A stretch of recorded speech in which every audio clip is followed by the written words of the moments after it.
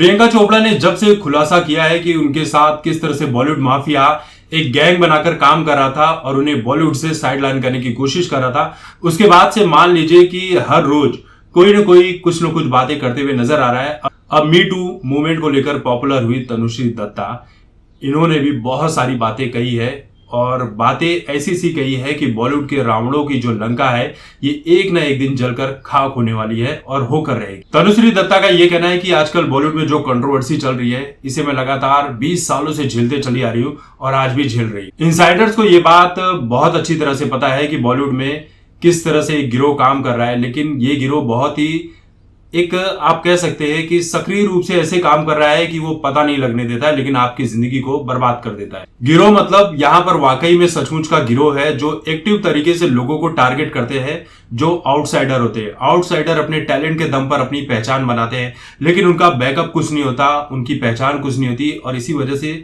लगातार उनके ऊपर अटैक किया जाता है इन माफियाओं के द्वारा। आउटसाइडर्स का एक तरीका होता है कि वो पेजेंट से आते हैं, मॉडलिंग से आते हैं या किसी न किसी दूसरे रास्ते से आते हैं और बॉलीवुड में अपना करियर बनाने की कोशिश करते हैं। इनके बाप दादाओं के पास कोई जागीर नहीं होती, कोई प्रॉपर्टी नहीं होती, वो अपने टैलेंट के बेसिस पर अपनी पहचान बनाते हैं। और यही सब चीजें देखकर ये जो बॉलीवुड के गिरोह है इनकी हिम्मत बढ़ जाती है कि इनका तो बॉलीवुड में कोई कुछ है ही नहीं बैकअप। इनको पता है कि इनका टैलेंट अगर बर्बाद करना है तो पता करना होगा कि इनका बैकअप नहीं है, इन्हें लगातार परेशान करते रहना है ताकि ये इंडस्ट्री छोड़कर चले जाए और इनका रास्ता आसान हो जाए। ये जो कंट्रोवर्सी चल रही है इसके बारे में हर किसी को पता है। पहले इक्का दुक्का लोग बोलते थे, लेकिन अब हर कोई अपनी बात रखने लगा है। पुलिस में जाओ या मीडिया में जाओ तो बातें नहीं होती, लेकिन आज सोशल मीडिया का जमाना है तो हर कोई अपनी बात सोशल मीडिया पर रखता है और मीडिया उसे फिर पब्लिश करके आपको दिखाने लगता है। यहाँ टैलेंट और खूबसूरती से ज्यादा मायने ये चीज रखती है कि आप किस गैंग के मुखिया के तलवे अच्छी तरह से चाट सकते हैं।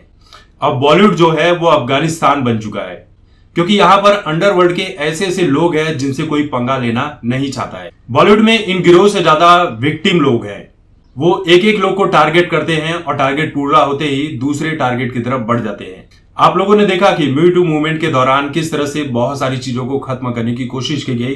मेरे साथ भी बहुत सारी गलत चीजें की गई। इन लोगों के पास पैसा है, पावर है, पॉलिटिशियंस की ताकत है, उनकी पहुंच है और उसी के दम पर ये लोग बड़े बड़े कारनामे कर जाते हैं। बॉलीवुड में बेसिकली रैगिंग चल रही है, इन्होंने किसी को नहीं छोड़ा। राइटर, सिंगर, डांसर, एक्टर्स, किसी को यहाँ पर छोड़ा नहीं जाता है। यहाँ पर लंका राज चल रहा है और मैं हर दिन प्रार्थना करती हूँ कि कोई आएगा राम की तरह और इस रावण की लंका को जलाकर खाक कर देगा।